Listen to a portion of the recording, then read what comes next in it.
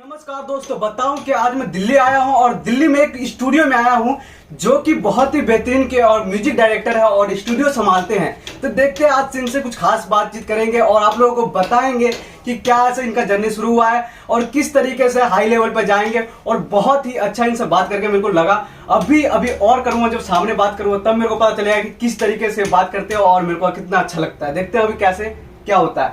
तो आप अपने बारे में कुछ इनको बताइए। सबसे पहले तो जो भी इस चैनल को माध्यम से मेरे को देख रहे हैं सबको नमस्कार। तो अच्छा ये बताइए, आप शुरू कैसे किया और इस लाइन में कब आया आप? मैं इस लाइन में 2014 से हूँ। अच्छा, 2014 से, मतलब आपको इतना एक्सपीरियंस है अभी इस लाइन का है। जी। पर सीखे थे कहाँ से आप? मैंने पंजाब से सीखे थे। अच्छा, पंजाब से सीखे थे। कोई गुरु?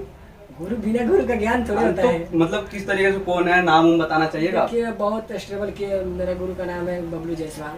अच्छा, तो आपको मतलब वही अभी सिखाया और इनके बाद तो क्या सीखने का कुछ पैसे से भी लेते थे वो? अब देखिए फ्री में तो कोई सिखाएगा नहीं। अच्छा, अगर मान लो अभी कोई सीखना चाहे आपके स्टूडियो में आके, तो आप क्या सिखाना चाहोगे? जी बिल्कुल सिखाएंगे। उसका अंदर मतलब लगन होगा, सीखने का इच्छा होगा, मतलब तो जरूर सिखाएंगे, क्यों नहीं सिखाएंगे। अच्छा, तो अगर मान लो कोई सिंगर आ रहा है अगर मेरे वीडियो के थ्रू से, तो क्या आप उसके लिए क्या ऑफर रखते हैं या क्या, मतलब किस तरीके से? ऑफर देखिए दो प्रकार का होता है। एक तो बहुत सारे मार्केट में लूटने वाला, लेकिन वो सब मैं नहीं बात करूंगा।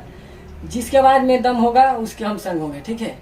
जिसके आवाज अच्छा होगा उसको मैं फ्री में गवाऊंगा। तो दोस्तों आपको बता दूं कि मेरे को बात करने से इनसे मैं चैट पर बात किया था, तो मेरे को जब भी लग गया था कि हाँ कुछ है और भोजपुरी इंडस्ट्री को कुछ आगे ले जाएंगे। अगर ये भोजपुरी इंडस्ट्री में इसी तरीके से टिके रहा, अगर मैं इनका म्यूजिक भी सुना, आपको बताऊंगा भी कि कौन सा इनका सॉन्ग है। और इनको बता दूं, आप लोगों को सभी को बताते हुए बहुत खुशी हो रहा है। तो आपको बता दूं कि उदित नारायण को भी इन्होंने जो कि म्यूजिक भी दिया था। तो देखते हैं और कौन कौन से गाने दिए हैं, और भोजपुरी इंडस्ट्री में भी बड़े बड़े स्टारों को दिए हैं, तो वो भी पूछ लेते हैं एक बार कि किन किन स्टारों को दिए हैं। देखिए मैं ज्यादा बड़े स्टार को तो नहीं दिए हैं, उदित नारायण जी को दिए हैं, वो फिल्म का म्यूजिक था।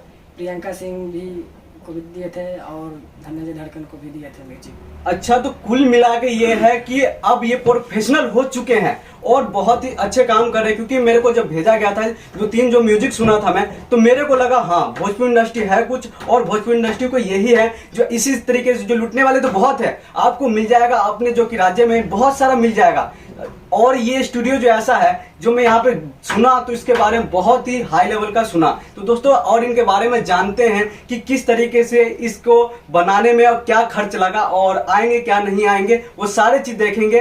तो दोस्तों इनसे ये जानना चाहेंगे, अगर जो कोई मेरा वीडियो देख के अगर कोई सिंगर है, अगर उनको म्यूजिक लेना है तो कितने में म्यूजिक मिलेगा, उनसे ये जान लेते हैं।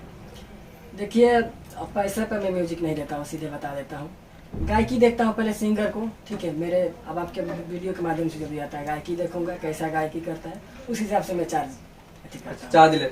अगर आप अच्छे गाते हैं तो ये रख भी लेंगे और आपको वीडियो ऑडियो सारा चीज फ्री कर देंगे। अगर आपके आवाज में दम है, आपके अंदर कोई कला है, अगर हुनर है, तो ये रख भी सकते हैं, रख सकते हैं ना? बिल्कुल। आपको रहने का भी सुविधा दिया जाएगा। अगर दूर से आते हैं तो आपको यहाँ पे रहने का, खाने का, सब चीज का सुविधा देंगे ये। और आपको बता दूं कि क्या ये घर से कुछ सपोर्ट था अगर आप ये सीखे, क्या अभी कमाए, क्या मतलब टोटल चीज आप थोड़ा बताइए। बहुत बड़ा सवाल किए। घर से देखिए किसी को भी इस लाइन में शुरू में सपोर्ट नहीं मिलता है। अच्छा, आप मैनेज कैसे किए? मैनेज किए वैसे ही, अपना कुछ काम कर करके सीखे। अच्छा, कुछ काम करके। तो अच्छा ये बताइए, सबके जो कि मन में बहुत ही ज्यादा ये सवाल उठता है कि कमा कितना लेते हैं। हाँ दोस्तों, हालांकि ये गलत काम करके नहीं, मतलब इस तरीके से छोटे मोटे कलाकारों को लूटते नहीं है, बल्कि प्रोफेशनल काम करते हैं। तो आप मतलब कितना कमा लेते होंगे? देखिए अपना कमाई तो कोई बताता नहीं है, ठीक है। फिर भी आप लगभग में अगर बताना चाहे तो क्या बताना चाहिए? क्योंकि मोटिवेशन भी मिलता है, क्योंकि दिल में उत्सुक होता है कि हाँ चलो, मतलब इतना दूर से आए हुए और बंदा कुछ कर रहा है, तो अलग सा वाइब आता है।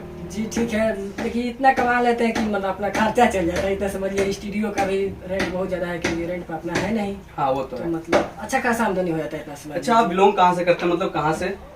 मैं सिवान जिला बिहार से बिलोंग करता हूँ। अच्छा, तो मतलब भोजपुरी इंडस्ट्री को ही देते हैं, या भोजपुरी इंडस्ट्री के बारे में आपको क्या सोचना है? मतलब क्या आप मतलब कि कहना चाहोगे कि भोजपुरी इंडस्ट्री किस तरीके से, किस नजरिए में आप देखते हैं?